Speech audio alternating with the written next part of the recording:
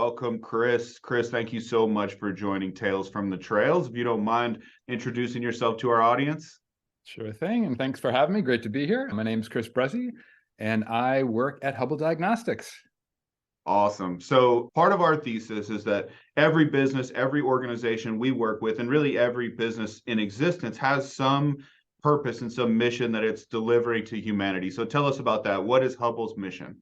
Yeah, so our mission is actually to uplift the entire ecosystem out there, enable all the admins, architects, and businesses to get ahead of their growing cloud complexity.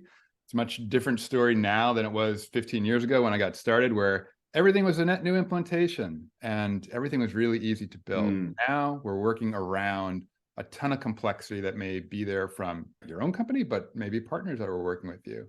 Having to deal with that complexity buildup, that technical debt, there needs to be some way to help folks. And that's where Hubbl Diagnostics comes into the play.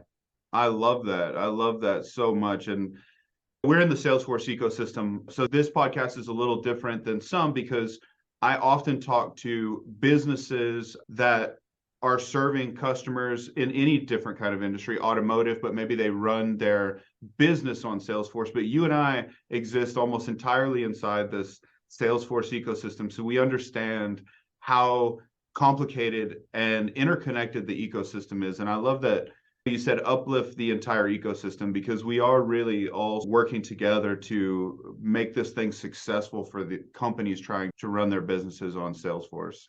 Yeah, that's one thing I think has been really unique about this ecosystem is that, yes, as a customer of Salesforce, you're getting great technology, but it's not always easy to know the best way to implement. There's so many different ways to implement things. But that community that's out there, they are there very much to help each other, even when it seems like they might be competitors, but the community is thriving and sharing solutions and ideas and creative ways to tackle problems. And it's been really exciting to be a part of that. Absolutely. And I love that you have a very specific pain point that is different than, as you mentioned, a lot of other angles. So you mentioned it's almost the opposite end of the spectrum from implementations, because when you're doing an implementation, you have a clean slate. And there's a lot of companies, a lot of service providers out there that provide implementations like us. But after the implementation, you mentioned that years ago, if everything was a clean slate, that was one scenario. But now we're in a scenario. So tell us, like, how does the 5 years, 10 years post-implementation or 2 years post-implementation look different than day one? Yeah. So think about maybe like building a house. When you have a nice clean field, you can build that house, you know exactly what you want. You can architect it, build it, and everything's great. But then you want a pool. Oh man, we don't have room for that over here. We're going to need to shift it over here. And we have to work around what you have. And you want an addition too? Okay, let's keep that in mind. So it just adds complexity to the planning process. And if you don't do that, what happens is you could end up building, let's say, a Frankenstein type of a solution where, yeah, every decision along the way made sense. But when you take a step back and look at what you've built over the years, it could be really complicated. And that has an impact on the business, where a business wants to be able to come to their Salesforce team and say, hey, I got this great new idea, this priority that I want to put out there, and it's going to make us revenue as soon as we get it out there. Can you go do this next week?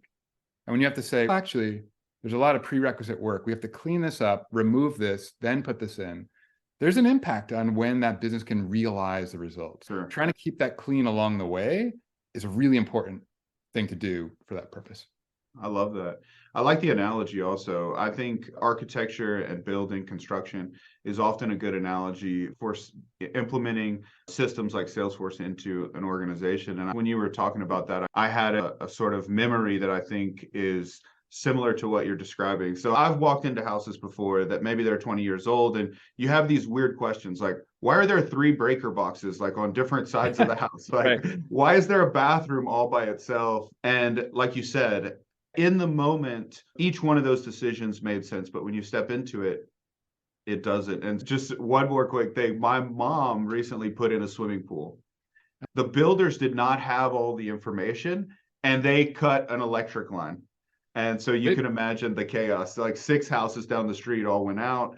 And I think that's a real world scenario where, had they had all the proper schematics and understanding of what had been done before, they probably could have saved some people some frustration. But that exactly applies to the Salesforce world. So let's say you are like a new admin that's taking a new job, you're walking into a company, org's been there 5, 10 years, Yeah. and you think you know the best way to do it. And if you don't look, you do this and you realize, oh, I have to go redo all this stuff. So getting that visibility, super important to help prepare you for that project.